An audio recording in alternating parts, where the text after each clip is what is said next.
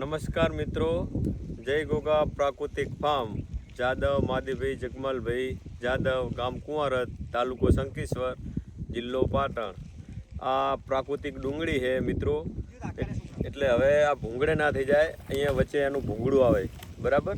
એટલે આને આડી પાડવી જોઈએ, બેલર ફેરવીને આડી પાડી દઈએ તો આમ આડી પાડી જાય તો આ એનું જે ભૂંગળું આવે એ ભાગી જાય।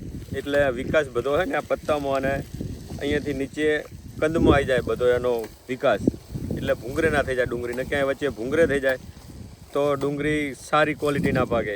આ ડુંગળીની સારી ક્વોલિટી પકાવવા માટે અત્યારે આને આડી પાડી રહ્યા અમે, અને 20 થી 25 દિવસની અંદર આપણી ડુંગળી પાકી અને તૈયાર થઈ જશે। હવે એક પાણી હાલવાનું થશે આની અંદર, તો આ પ્રાકૃતિક ડુંગળી છે તો વિકાસ સારામાં સારો છે અત્યારે ડુંગળીનો। તમે જોઈ લો, હજી તો 20 દિવસ ઊભી રહેશે ડુંગળી, એક પાણી પાવામાં આવશે।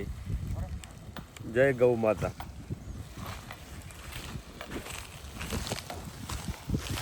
આ રીતનું ડુંગળીને આડી પાડવામાં આવે છે, આપ જોઈ શકો છો।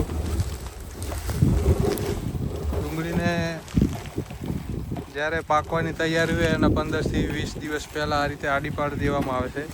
એનાથી એના પાંદડામાં જે પણ કસ રહેલો હોય એ બધો કસ નીચે કંદની અંદર જતો રહેશે અને ડુંગળીની સાઈઝ મોટી થાય છે અને ક્વોલિટી સારી બને છે।